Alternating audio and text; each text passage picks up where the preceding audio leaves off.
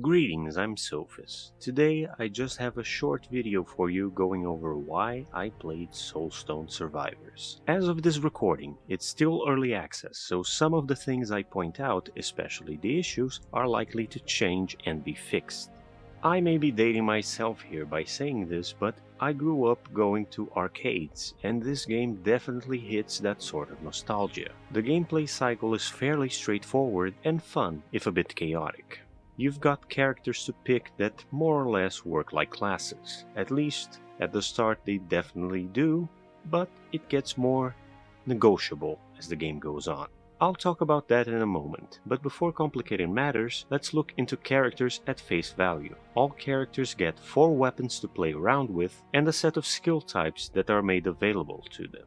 For instance, the Sentinel. Each bow unlocks 2 skills, its basic attack and a weapon special skill. Each bow also has its own stat modifiers, more suited to the base playstyle each weapon is favoring. They start as different rarities, but once you unlock all 4 of them, you can upgrade all of them to higher qualities. Aside from that, we need to look at the available skill types. The Sentinel has Ice, Nature, Shadow, Projectile, and Bomb. It's easy to think of these as affinities. Each character has a handful of them, and they share for the most part a common pool of skills from that affinity. Some are still exclusive to other characters, but you can still get them. Which is what brings me to the next aspect of customization. This game has a fairly intricate rune system. They are by and large the core of customizing your playstyle.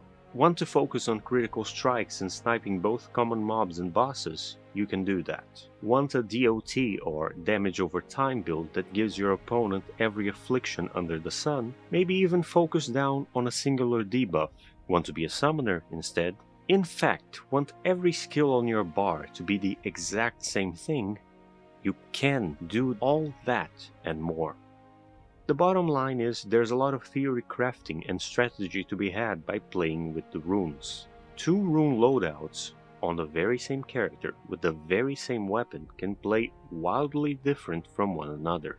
Then we get to the other robust side of progression in this game, the skill tree. The core of it is simple enough to get through. Just earn enough resources and buy the nodes. Once you're done with it, the outer ring opens up and you get into the individual characters. Leveling them up past 20 earns you a skill point a level, and it starts with what is effectively your character unique skill being unlocked. I would say that how much you enjoy that skill alongside the usual available skills for a character will define your favorites. Because with enough tinkering with the rune system, you can definitely make one character play like another, but you can't give other characters that unique power. The Necromancer collects body parts to make abominations, giving you extra minions on the battlefield. The Pyromancer builds up energy to get into a state that unleashes wave after wave of flame at the enemy. The Legionnaire builds up static catapults on the battlefield, and the Engineer conjures up a suit of power armor. So you get the gist of it. You'll end up trying all characters anyway, as unlocking runes is tied to progressing characters individually. Each character has 3 runes on the skill tree, and all of them also have universal stat upgrades that apply to everyone else. So you are very much motivated to try everything out before settling on whichever one you've liked most. So I would say I really appreciate how progression works in this game. How it pushes you to try new things out all the time while steadily rewarding you with more options. Far as game modes go, right now we have access to 5 void fields, base maps that each have unique resources and enemies tied to them. And following the same principle as everything else so far, you need to go through all of them to progress and unlock and upgrade weapons for your characters. It also has a fairly straightforward curses mechanic, which you need to interact to unlock higher difficulties, which in turn give you better and better rewards. It's also through playing the higher difficulties that you unlock new characters. Once you get into one of these maps, you start with your weapon basic loadout and any runes you've applied. Keep killing enemies and accumulating XP, and you'll be given a choice of skills to pick from. You can reroll them, lock them, and even banish them as you try and set up whatever you have in mind for this particular match. Every few other levels, you'll be given an active skill choice to start filling your bar with more than what you start with.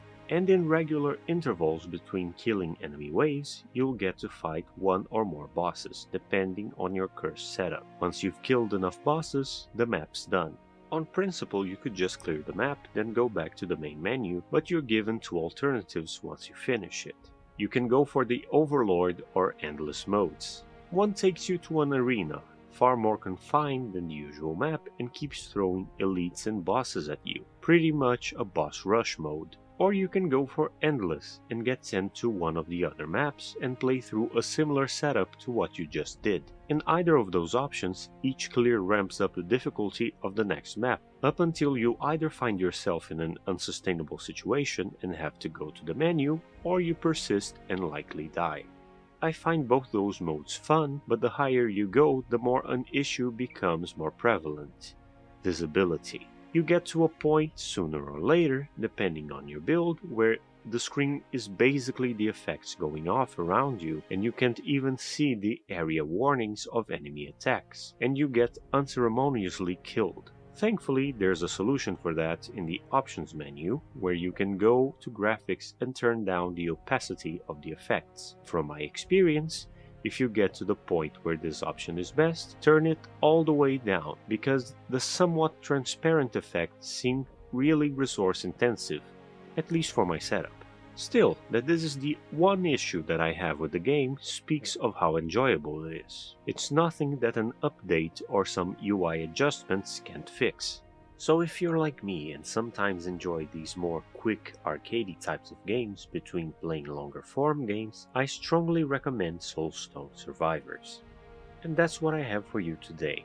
Just a quick video going over a neat game while I'm still working on bigger videos for the channel. Until next time, and I hope you're having a good day.